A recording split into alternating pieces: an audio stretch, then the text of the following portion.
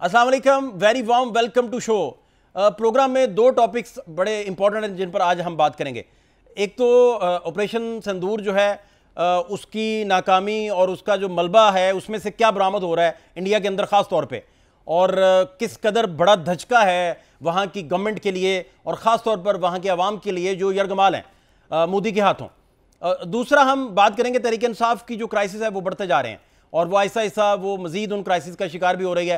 इमरान खान साहब ने एक नया स्टेटमेंट भी दिया है, उस पर भी हम मजीद बात करेंगे। लेकिन सबसे पहले बात करते हैं कि एक तो आप यहां तक देखिए कि जब क्राइसिस आता है किसी मुल्क के ऊपर तो वो कितना परेशान हो जाता है, और इस कदर परेशानी उनकी बढ़ जाती है कि सफारती अदाब भी वो भूल जाते हैं। शशि थरूर जो हैं उन्हें बड़ा मान होगा अपनी अंग्रेजी पे, कोलंबिया जाके वो अदाब भूल जाते हैं, मुर्दे इल्जाम भी ठहरा रहे हैं और उन्हें कह रहे हैं आप हमारे साथ क्यों नहीं खड़े। पवन खेर ने गुफ्तगू की है और खास तौर पर उन्होंने कहा है कि जो भी इंटरनेशनल दुनिया में इंडिया के साथ खड़ा था, इंडिया का दोस्त तस्वुर होता था, वो तो पाकिस्तान के साथ खड़ा है और वो पाकिस्तान के साथ मुआहदे कर रहे हैं। इंडिया की तरफ से प्रॉक्सीज का सिलसिला वो तो नहीं थम रहा। यही वो हालात हैं जिनकी तरफ जनरल साहिर जो हैं वो भी इशारा कर रहे हैं। प्राइम मिनिस्टर पाकिस्तान ने भी कहा कि 71 की जंग का हमने बदला लिया। उन्होंने कहा कि मैं जेल से लीड करूंगा, बानी पीटीआई कहते हैं। 9 मई के जो तलवार थी वो चलने वाली है, तकरीबन ट्रायल जो है वो कंक्लूड हो चुका है। एक तो आप यहां तक देखिए कि जब क्राइसिस आता है किसी मुल्क के ऊपर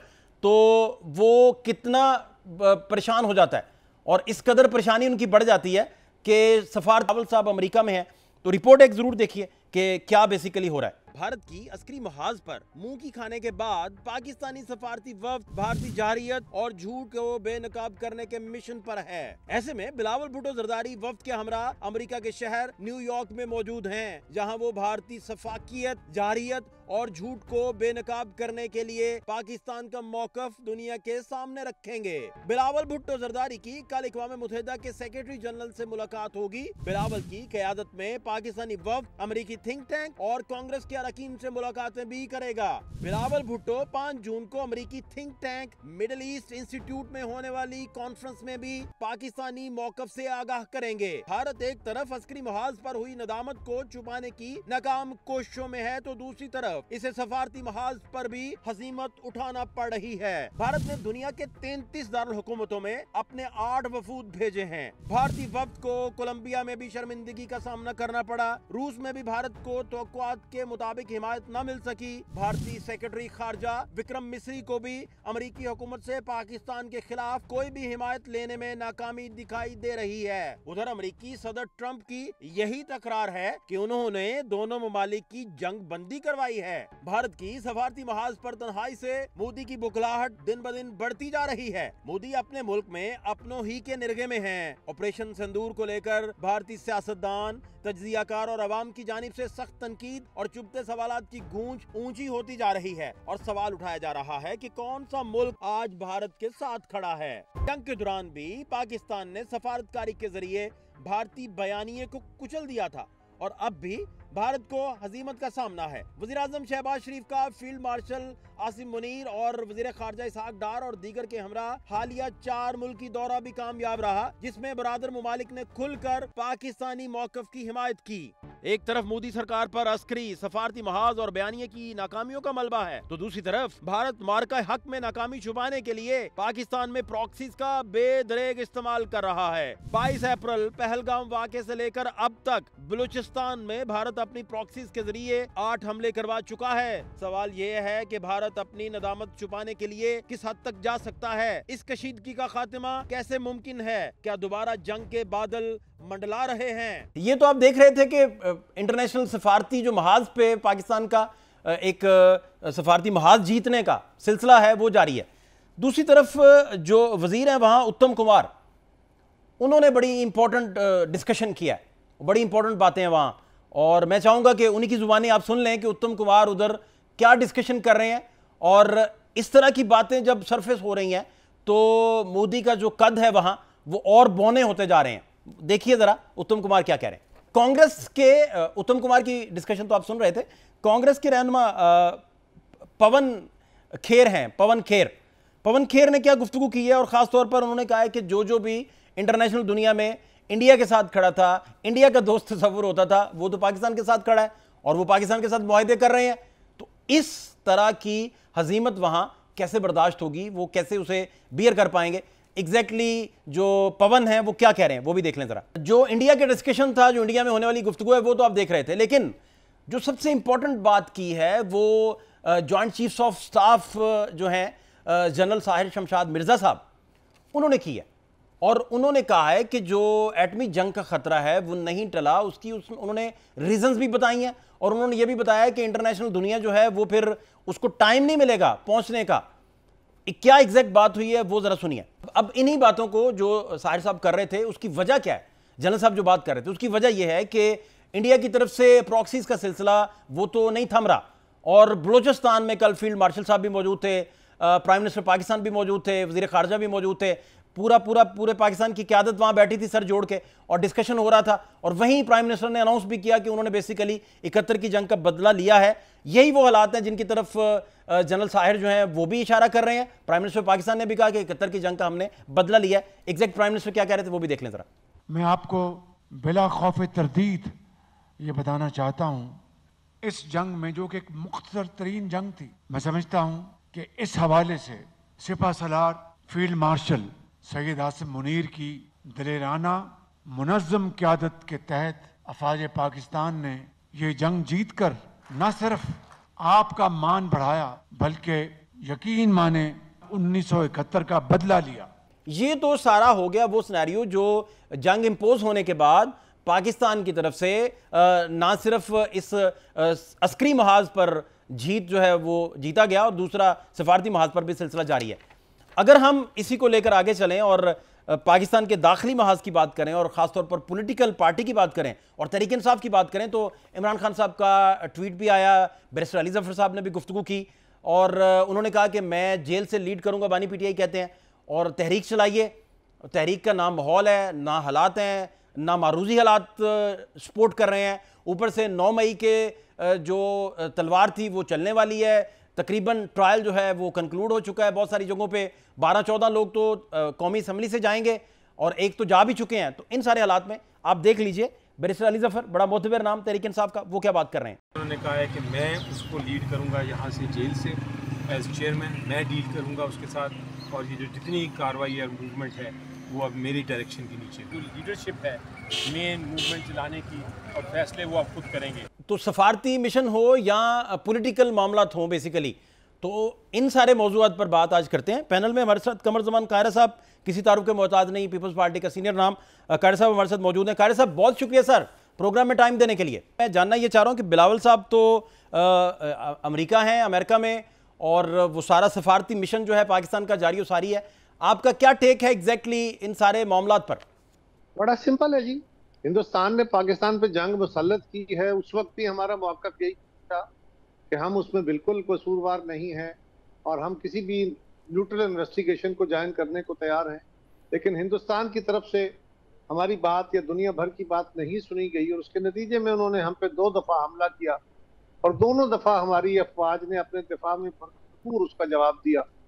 उसके बाद उन्होंने इस अज़्म का इजहार किया कि सीज फायर कर लेते हैं, तो हमने कहा सीज फायर कर लेते हैं, हम कोई शौक तो नहीं रखते, जंग तो लड़ना नहीं चाहते। ठीक, लेकिन उसके बाद हिंदुस्तान ने अपना एक डिप्लोमेटिक ऑफेंसिव शुरू किया है। दुनिया के सामने उसका झूठ बिका नहीं, उसका मीडिया तमाम तर कोशिश के बावजूद, उनके फॉरेन मिशन तमाम तर कोशिश के बावजूद दुनिया को अपनी तरफ मायल नहीं कर सके। अब उन्होंने कोई 7 मिशन अपने भेजे हैं दुनिया भर में, और ये कोई अच्छे अज़म के साथ नहीं है।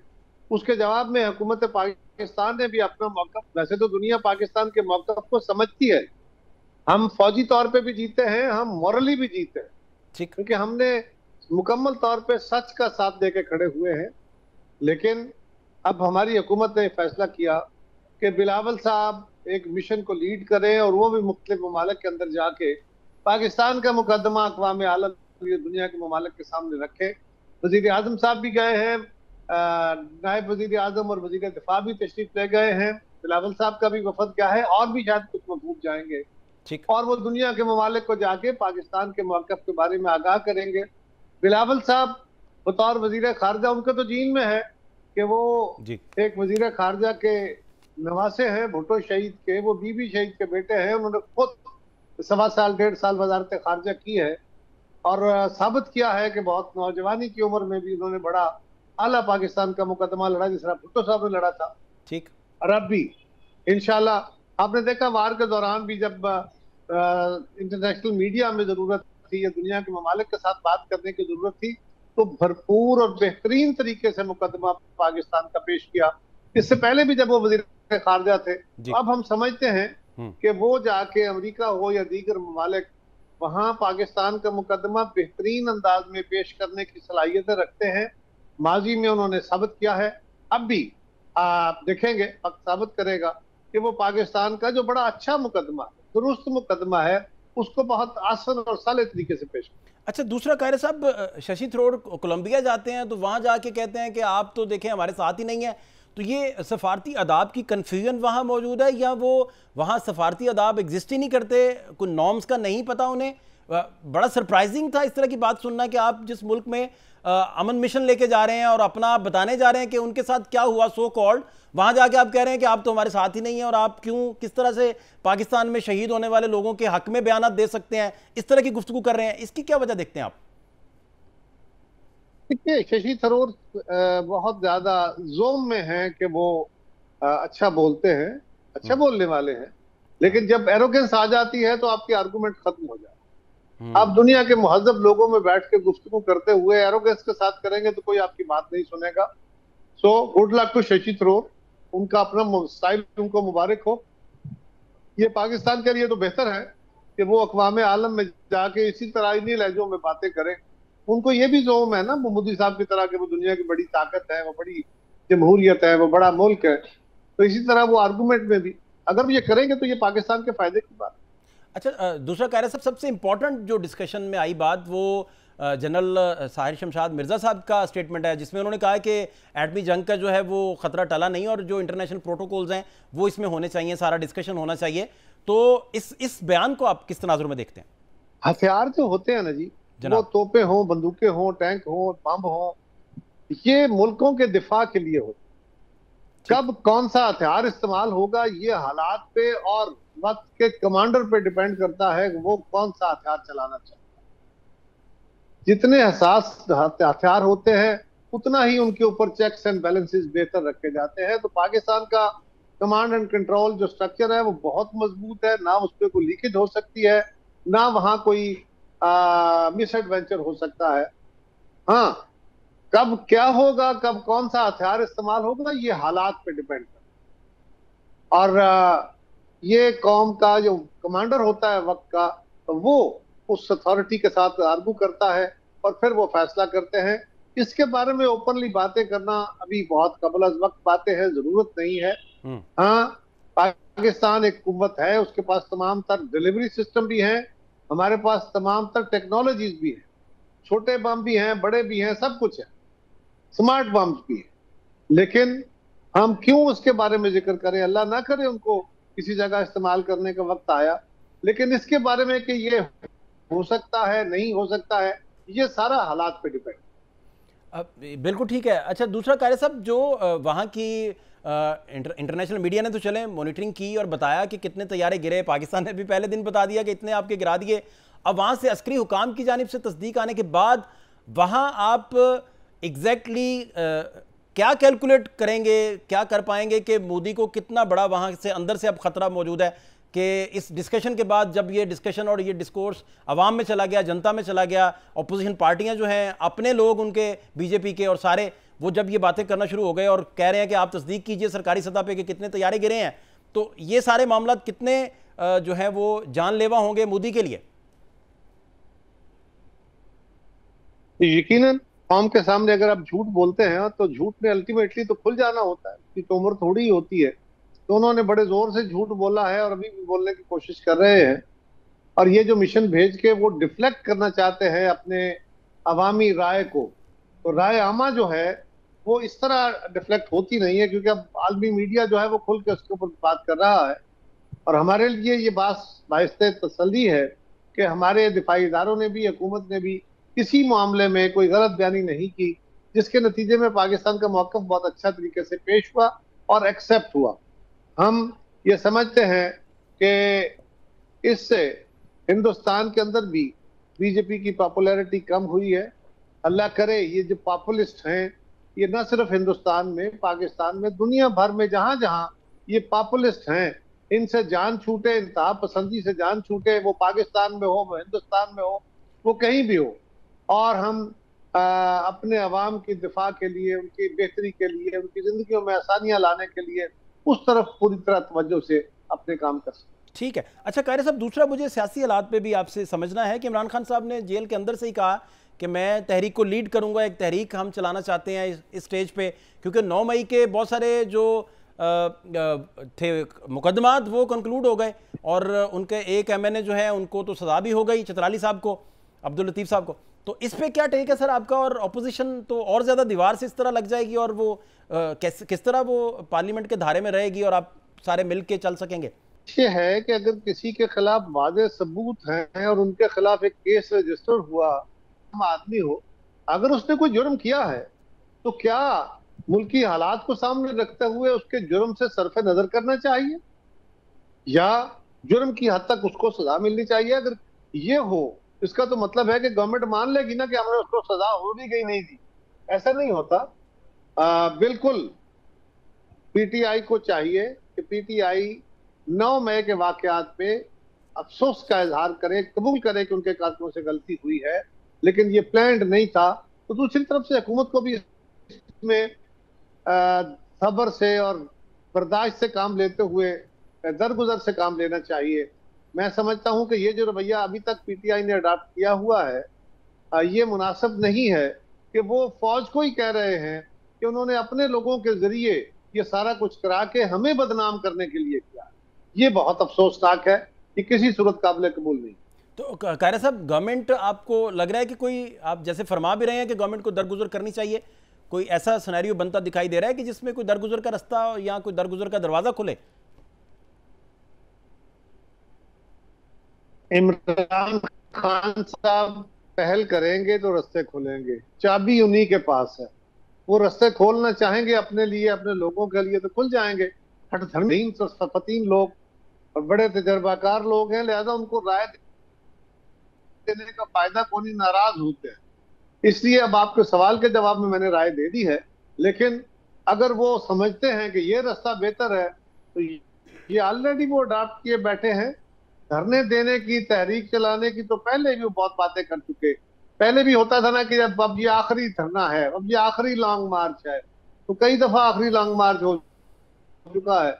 अगर एक और करना चाहेंगे वो भी अपनी शौक पूरा कर ले, उसका ना उनको कोई फायदा होगा ना मुल्क को फायदा। बहुत शुक्रिया जी कमरुज़्ज़मान कायरा साहब। इंपॉर्टेंट बात जो कर रहे थे वो यही थी, उनका कहना था कि गवर्नमेंट को दरगुजर करना चाहिए, लेकिन उनका कहना था कि जो चाबी है वो इमरान खान साहब के पास ही है, बानी पीटीआई के पास ही है, कि उन्होंने ये रास्ता अपने कारकुनान और अपने लोगों के लिए किस तरह खोलना है। और वो कई दफ़ा ये कह चुके हैं, कई दफ़ा ये बात कर चुके हैं कि ये जो धरना देने जा रहे हैं ये आखिरी धरना साबित होगा। ये सारी गुफ्तगू कमरुज़्ज़मान कायरा कर रहे थे। बहुत शुक्रिया सर आपका टाइम देने के लिए। शॉर्ट ब्रेक एक शामिल करेंगे प्रोग्राम में, हमारे साथ रहिए।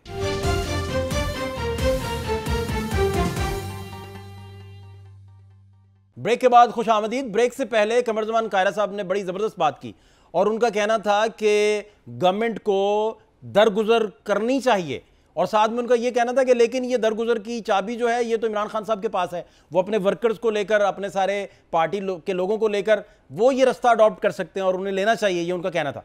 इसी वाले से बात करने के लिए शंदाना गुलजार साहिबा, सीनियर नाम है तहरीक इंसाफ का, उनसे पूछते हैं कि भाई इमरान खान साहब ने अगर कॉल दे दी है तो अभी तो माहौल नहीं है, मारूजी हालात भी नहीं है, तो ये बात कैसे आगे बढ़ेगी? बहुत शुक्रिया शंदाना गुलजार साहिबा। मैं जानना आपसे ये चाह रहा हूँ कि इमरान खान साहब ने कहा कि जो ट्वीट उनका आया और बैरिस्टर अली ज़फ़र साहब ने भी उसकी तस्दीक की कि दीवार के साथ लगा दिया गया, सड़कों पर आने के अलावा कोई ऑप्शन नहीं बचा और मुल्क भर में एहतजाज करेंगे, जेल से लीड करेंगे। मैं इसको ज़रा थोड़ा आप प्लीज़ अगर इस पे पहले आप कोई टेक अपना दे तो फिर ताकि बात आगे बढ़ सके। बहुत शुक्रिया फ़ाद साहब शो पे बुलाने का। देखिए आपको पता है खान साहब अक्सर कहते हैं कि अडियाला जेल कोई कर्नेल कंट्रोल करता है किसी के कहने पे, और उस कर्नेल ने इंश्योर किया है पिछले 1 साल से। अगस्त 11 या 12 को मैं लास्ट ईयर खान साहब से मिली थी, उसके बाद मिलने का मौका नहीं मिला। मुतअद्दिद बार मैं गई हूँ, 8-8 घंटे वेट करती रही हूँ बाहर अडियाले के, लेकिन मिलने नहीं देते। कुछ लोग हैं जो कर्नेल उनको बहुत आसानी से मिलने देता है, वो हर ट्यूसडे और थर्सडे मिल लेते हैं। सो शक की निगाह से तो फिर आपको हर चीज को देखना पड़ेगा कि ये कैसे लोग हैं जो कर्नेल को पसंद है और नापसंद है। दूसरी बात, खान साहब जब कह रहे हैं कि ये लोग, उन्होंने जो मांगे की हैं खान से कि 3 साल चुपचाप करके बैठे हैं, 26वीं तरमीम में जो जुल्म पाकिस्तान के साथ हुआ है, जो अदलिया का हुलिया तबाह बर्बाद कर दिया है, उस पर सवाल नहीं उठाना। इसी तरह 9 मई की माफी मांगे। हमने तो 100 दफा बोला है कि जितनी भी सीसीटीवी फुटेज है 9 मई की, शेयर की जाए। जो हमने पीटीआई ने गुनाह किया होगा उसकी सजा भी लेंगे, उसकी माफी भी देंगे। लेकिन ये समझ नहीं आ रही कि इनको 2 साल से ज्यादा हो चुके हैं, वो किधर है नाकाबिले तलाफी सबूत, जिसकी वजह से ये सबूत होगा कि हमने साबित होगा कि पीटीआई ने, इमरान खान ने पाकिस्तान को 9-10 मई को अटैक किया। हमारे पास तो उसकी ऑपोजिट फुटेज है कि किसने हुकूमती, सरकारी और ये मिलिट्री की जो बड़ी बड़ी ग्रीन गाड़ियां होती हैं उसमें से प्लेन क्लोथ्स में, पता नहीं आई भी थी स्पेशल ब्रांच, जो भी था, निकला उन गाड़ियों से। सो इससे तो आई थिंक बात सिंपल और हो नहीं सकती है। रही बात खान साहब की लीड करने से, वो हमेशा फ्रंट से ही काम करते हैं। उन्होंने जितनी कुछ दिनों में ट्वीट्स की हैं, वो कुला के थ्रू बार बार ये कह रहे हैं कि पार्टी के जो ओहदेदारान हैं, अगर उनमें दम खम नहीं है तो वो पीछे हट जाए। और मैं आपको बता दूं, ऐसे लोग हैं जिनको मैंने भी ऑब्जर्व किया है कि प्रेसिडेंशियल इलेक्शन के से भी गायब थे, हैं एक खास इदारे में बैठे हुए, पीटीआई के हैं, वो लोग किसी जलसे पे नहीं मैं आते। शंदाना साहिबा, मैं जानना ये चाह रहा हूँ, मेरा मुद्दा जी सिंपल सादा सा है कि कोई पॉलिटिकल कोई सोल्यूशन इसका, कोई पॉलिटिकल डिबेट, कोई डिस्कशन, वो तो चले, आप अच्छा है, आप अपनी पार्टी के अंदर जो है वो तत्हीर का अमल और पवित्र करने का अमल तो जारी जारी रहता है, वो तो हर पार्टी में होना भी चाहिए। लेकिन जब इमरान खान बैठ के जेल से भी कह देते हैं कि पार्टी के अंदर बहुत सारे लोग विकेट के दोनों तरफ खेल रहे हैं, आप भी वही बात कर रहे हैं, तो पार्टी के अंदर डैमेज होने के अलावा तो इसका कोई आउटकम आएगा नहीं। तो पॉलिटिकल कोई नहीं, सोल्यूशन, कोई सिनेरियो, कोई, मैं वो जानना चाह रहा हूँ आपसे। देखिए पार्टी को ये डैमेज करने से रहे, अगर इतनी इतनी कॉन्फिडेंस उनमें होती तो immediately after the Pahalgam incident Shehbaz Sharif ये ना कहता हिंदुस्तान को कि आके इंक्वायरी करें। यानी कि अटैक भी कश्मीर में हुआ, पंजाब में हुआ, हमारे कम अज कम एट दिस पॉइंट हमें कह रहे हैं 50 लोग मारे गए हैं, 25 का सबूत है। क्या ये मोदी के सामने इतना घुटना टेकता और ये कहता कि जाके इंक्वायरी करो, बल्कि जाके उनका मुंह तोड़ता और उनके सारे जेट्स, इस तरह इमरान खान ने गो अहेड दिया जेल से। सोचिए वो आदमी जेल में बैठ के इन सबको अपनी उंगलियों पे नचवा रहा है। अब रही बात कि जो 2 नंबरी हैं या जो विकेट के दोनों तरफ खेलते हैं, या जो सीधी सीधी बात है मिले हुए हैं किसी और के साथ, वो तब सबको पता चल गया। मैंने तो देखा है ना कि जो जो बंदा अपने आप से ओवर क्लेवर होता है वो सोशल मीडिया पे भी, असेंबली में भी, जलसों में भी एक्सपोज हो जाता है।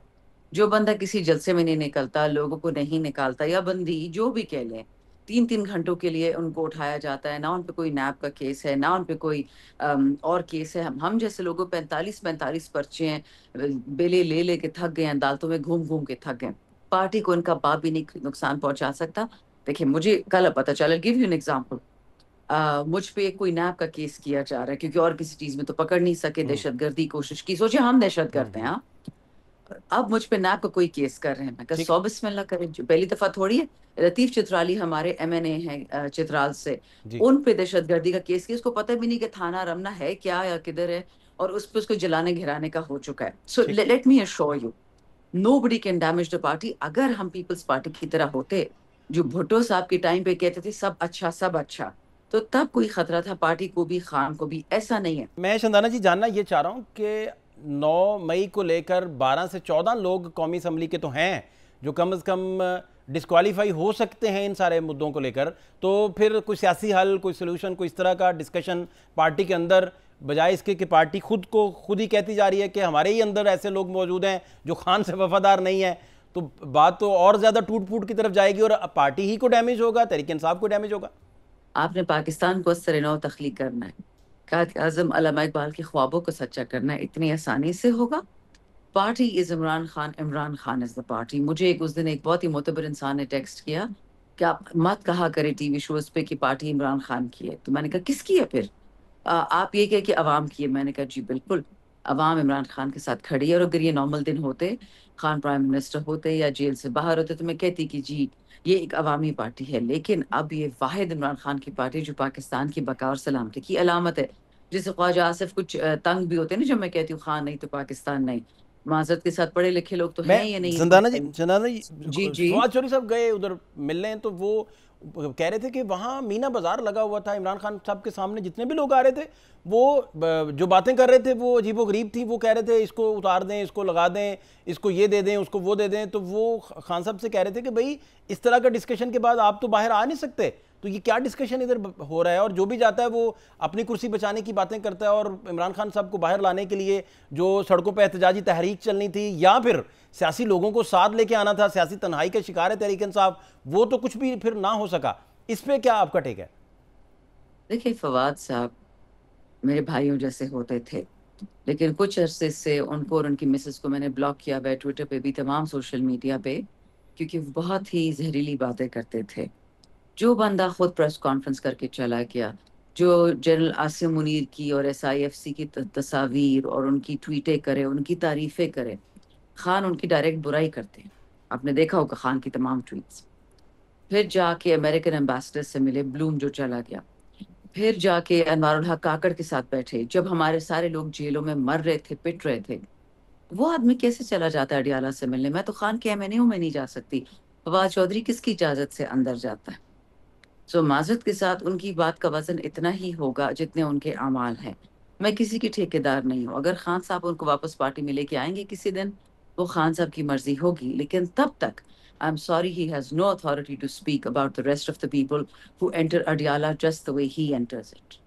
नहीं लेकिन वो बात तो चलें आपकी, चलें ठीक है, आपने अपना इजहार भी किया, लेकिन बात तो बिल्कुल जेन्युइन लगती है कि सियासी तन्हाई भी है, और दूसरा वहाँ बातें ये होनी नहीं चाहिए, वहाँ तो It's a non-starter. फहद साहब, उनकी बात की वजन क्या है मुझे बताएं ना। अच्छा। एक बंदा सख्त वक्त में इमरान खान को छोड़ के जा सकता है, उसको बुरा कह सकता है, प्रेस कॉन्फ्रेंस करता है, जहांगीर तरीन घर जाके बैठता है, जनरल आसिम मुनीर की तारीफें करता है, SIFC की तारीफें करता है, काकड़ की तारीफें करता है, खान की बुराइयां करता है, और अब आप कह रहे हैं कि वो बंदा खान के नजरिए पे उतर रहा है, वो जेल जा रहा है, पता नहीं किस सोर्स उसको अंदर लेके जाती है, और फिर आप कह रहे हैं कि उसकी बात को मैं कंसिडर करूं। मुझे आप खुद ग्राउंड्स देना कि क्या ग्राउंड्स हैं उनकी बात कंसिडर करने के। उन्होंने तो चंदाना जी इस हद तक कहा कि मौलाना और खान की दूरी की वजह ही तहरीक इंसाफ के लोग हैं और गलत गाइड करते हैं खान साहब को, और वो मौलाना से भी दूर होकर सियासी तन्हाई का शिकार हो गए, इस हद तक वो गए। इस पे भी मैं चाहूंगा कि आपका I am so sorry. I am so sorry. I am so sorry to hear that. इससे ज्यादा मैं कुछ नहीं कह सकती। But let me be very very clear कि अगर JUIF जेन्युइन है पाकिस्तान से, तो वो तहरीक तहफ़्फ़ुज़ आइन पाकिस्तान ज्वाइन करेंगी। ये उनका लिटमस टेस्ट है। अगर JUIF पाकिस्तान से जेन्युइन है, लेट देम ज्वाइन तहरीक तहफ़्फ़ुज़ कानून एंड आइन, जो अचकज़ई साहब खान के कहने पे लीड कर रहे हैं, जिसमें हमारे पास MWM भी है, साहबजादा हामिद रजा भी हैं, जिसमें GDA भी है, जिसमें मैंगल साहब भी हैं। हर इंसान पहले अपने क्रेडेंशियल्स प्रूफ करेगा तो फिर खान के बारे में कोई राय देगा। बहुत शुक्रिया। शानदाना गुलजार साहब की डिटेल बात करी थी, और उन्होंने कहा कि जो लोग खान साहब को छोड़ के चले गए थे, वो अगर पार्टी पे कोई बात करते हैं तो हम उन बातों को ना ऑन करेंगे, ना उनका कोई जवाब देते हैं, और ना वो खान साहब के नज़रियात के मुताबिक अब पूरे उतर रहे हैं। इमरान खान कल उनको पार्टी में ले लें तो एक अलहदा बात है। शानदाना गुलजार साहब, बहुत शुक्रिया आपका टाइम देने के लिए।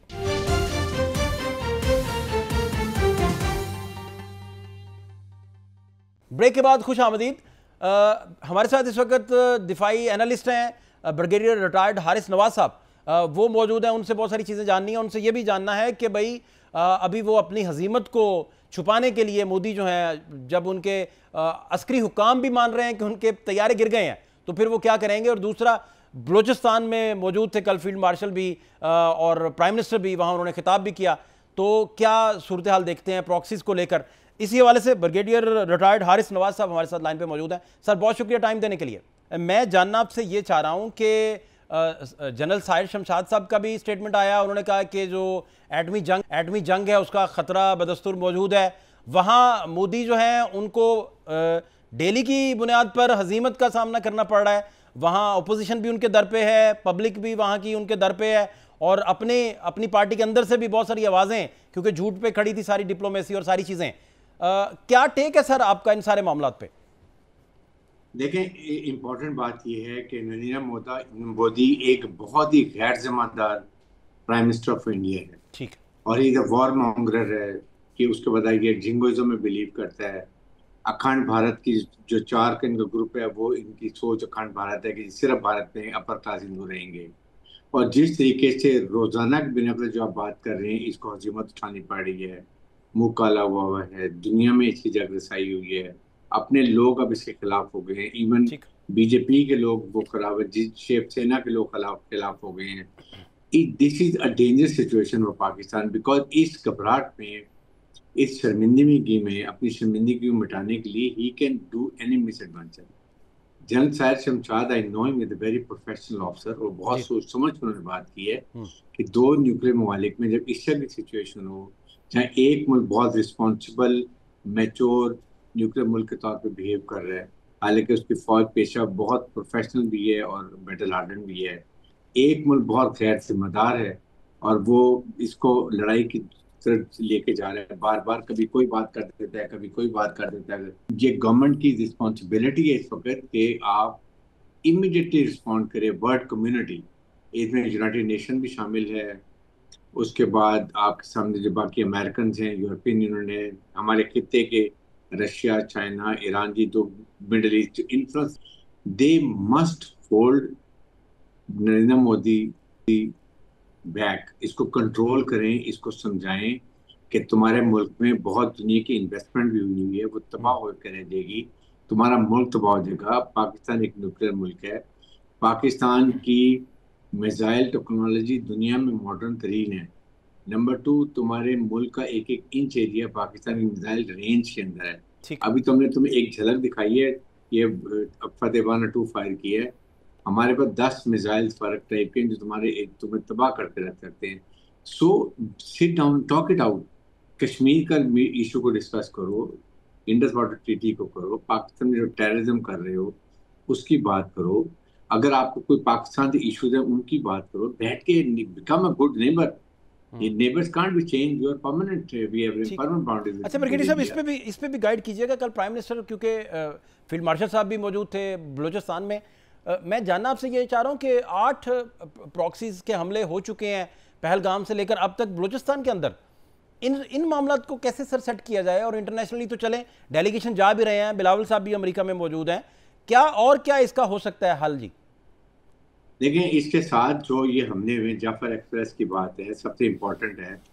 फिर स्कूल जो बस पे जो हमला किया, 8 बच्चे शहीद हुए हैं गुजार के अंदर, they are the red lines. Pakistan को चाहिए कि इसका प्रॉपर डोजे लेके जो टीम जा रही है, they must go and tell them the facts and figures with video, audio and जो रिकॉर्ड मौजूद है बताएं दुनिया को, और बता दें कि this is the warning India को दे रहे हैं हम 4 वीक्स की। अगर India without any proof, inquiry, investigation, आप पहलगाम के अंदर से बहाना बना के पाकिस्तान की लाइन ऑफ कंट्रोल को कंट्रोल क्रॉस करते हैं, international border line, air space को क्रॉस करते हैं, आप पाकिस्तान में मिसाइल मारते हैं, ड्रोन मारते हैं, सिविलियन औरतों बच्चों को शहीद करते हैं, then we have all the right to go and hit you in your own territory, where आपके आज ये जो है आपकी रॉ के जो वहाँ पर ट्रेनिंग कैंप्स हैं जिनमें BLA को ट्रेन करते हैं, या अगर ईरान में आप ट्रेनिंग कर रहे हैं, या अफगानिस्तान में TTP को और IS को और पाकिस्तान को सपोर्ट करते हैं, जहाँ पे इनके ट्रेनिंग कैंप है, वी कैन गो हिट और we will hit your territory. और ईरान से हम बात करेंगे, उनको लेटेस्ट इन्फॉर्मेशन देंगे, वो वहाँ कार्रवाई करें। अब अफगानिस्तान से हमारे ताल्लुक बहुत बेहतर हो रहे हैं, उनको आपस में अंडरस्टैंडिंग हो गई, हम वहाँ उनको बताएंगे, वो इसको करेंगे। अभी उन्होंने अनाउंस किया है कि जिस तरीके से उनके लोग ये TTP के साथ मिलकर, फौजों के साथ मिलकर करें, इट्स नॉट अलाउड, मील का ऑर्डर नहीं, जहाज ऐसे नहीं हो सकता। तो पाकिस्तान को अभी बहुत ही एक एक्शन करना पड़ेगा, प्रोएक्टिव पॉलिसी चाहिए हमें, we have to very clear, और उसके बाद हमें एक्शन करने की जरूरत है। ये इंडिया की जो है ये स्टुपिडिटीज हम हाथ पर एक्सेप्ट नहीं करेंगे, ये दुनिया को बता देना चाहिए कि आफ्टर बताएं कि क्या होगा। दूसरा ब्रिगेडियर साहब, ये तो पाकिस्तान ने क्लेम किया जी हमने उनके 6 तैयारे जो हैं वो मार गिराए हैं, अब इंटरनेशनल दुनिया ने भी इसको मानना शुरू कर दिया और उस पर लिखा और तस्दीक के साथ लिखा, और बाद में अब वहाँ के अस्करी हुकाम जो हैं इंडिया से, और इंडिया के लोग, वहाँ के जो ऑफिशल्स हैं जो वहाँ मैटर करते हैं, उनकी जानिब से जब तस्दीक आना शुरू हो गई, तो वहाँ फिर मोदी के गिर्द जो दायरा है हजीमत का और वो कितना टाइट होता जाएगा और ये कितना बड़ा ब्रेक थ्रू है पाकिस्तान के लिए? देखिए, पाकिस्तान का जो स्टेचर है दुनिया की नज़रों में, वो it has gone on sky high. चाहे वो पाकिस्तान का पॉलिटिकल सिस्टम हो या पाकिस्तान की मिलिट्री माइट हो, we have shown what we are and we stand as a nation, we fought as a nation. पूरी कौम एक छतरी के नीचे सिपा सलार के फील्ड मार्शल आर्ट से मिलने के दे गॉट टुगेदर, और जब वो मिसाइल फायर कर रहे थे, नौजवान वहां बैठे तालियां बजा रहे थे। ये कौम का जज्बा है।